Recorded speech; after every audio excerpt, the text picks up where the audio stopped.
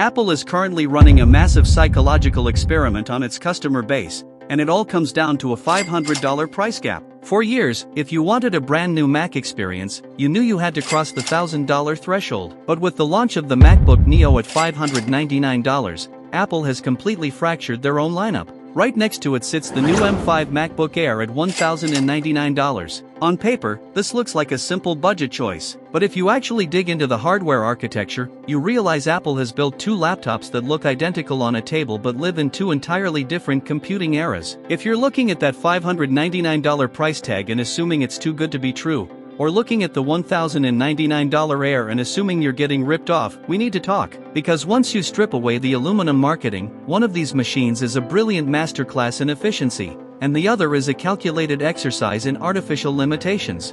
Let's start under the hood, because this is where the actual engineering divide happens. The MacBook Neo isn't running a traditional computer processor. It's powered by the A18 Pro, a chip plucked straight out of Apple's mobile ecosystem. It features a 6-core CPU and a 5-core GPU. Meanwhile, the MacBook Air M5 is packing full-blown desktop silicon, a 10-core CPU and a 10-core GPU, backed by a standard baseline of 16 GB of unified memory. If you run a heavy multi-threaded test like Geekbench 6 or a Cinebench rendering loop, the M5 Air clears 22,000 points, while the Neo hovers down around 11,000. But here's the raw reality that tech reviewers often ignore: most people don't live their lives inside a Cinebench loop. If your daily usage consists of writing scripts, running a dozen Safari tabs, managing spreadsheets, and streaming 4K video, you are utilizing single-core bursts. And because Apple's mobile core architecture is so advanced, the snappy, instantaneous feel of opening an app or booting up macOS on the cheap Neo is virtually indistinguishable from the $1,000 Air.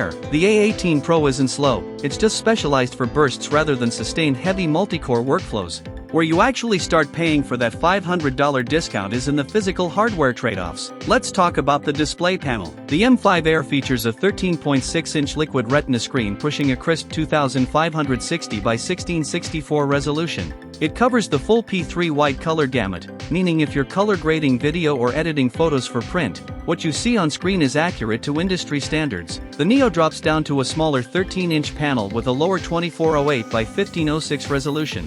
More importantly, Apple stripped out P3 white color in true tone, reverting back to a standard sRGB color space. What that means in practice is that while the Neo screen is perfectly bright at 500 nits and sharp enough for text, the colors will look noticeably flatter and less vibrant if you place it right next to an M5.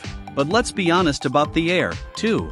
Charging over $1,000 for a premium laptop in 2026 and still locking the user out at a basic 60Hz refresh rate is a tough pill to swallow. Windows machines at half this price are throwing around fluid 120Hz panels. Apple is holding back the display tech on the Air purely to keep the MacBook Pros looking superior. In the hand, both machines share that identical, modern flat slab look, and both weigh in at a highly portable 2.7 pounds. But the Neo is slightly chunkier at half an inch thick compared to the Air's razor-thin 0.44 inches. Apple also differentiated them through the legacy of the ports. On the Air, you get full Thunderbolt 4 speeds. On the Neo, Apple silently cut corners. The secondary USB-C port doesn't support high-speed data transfer or external display daisy chaining. If you plan on running a multi-monitor desk setup, the Neo is going to instantly bottleneck you. But the single biggest warning label on the MacBook Neo comes down to memory. Apple ships the base Neo with 8 GB of RAM. Now, with the massive rollout of Apple Intelligence and local AI models processing right on your device, 8 GB is cutting it dangerously close. Apple explicitly upgraded the M5 Air to 16 GB standard for this exact reason.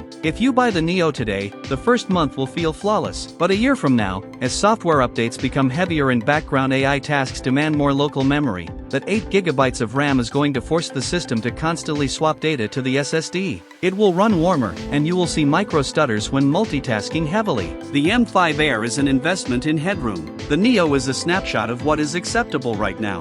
So, how do you actually spend your money? At $599, the MacBook Neo is an absolute category killer for the casual market. If you are a student who just needs to write essays, a remote worker relying on web-based apps, or someone who wants a secondary travel machine with an insane 16-hour battery life, you do not need to spend $1,000. The Neo gives you the prestige and stability of macOS for Chromebook money. But if you are a creator, a developer, or a power user whose income is directly tied to the speed of your machine, the MacBook Air M5 is the only logical choice. The standard 16 GB of RAM, the P3 color-accurate display, and the sustained multi-core power of the M5 chip ensure this laptop will easily last you the next 5 to 7 years without breaking a sweat. One saves your budget today, the other protects your productivity tomorrow. Let me know in the comments. Are you taking the $500 savings on the Neo, or are you investing in the longevity of the M5? Hit that subscribe button for more raw, unfiltered tech breakdowns, and I'll catch you in the next one.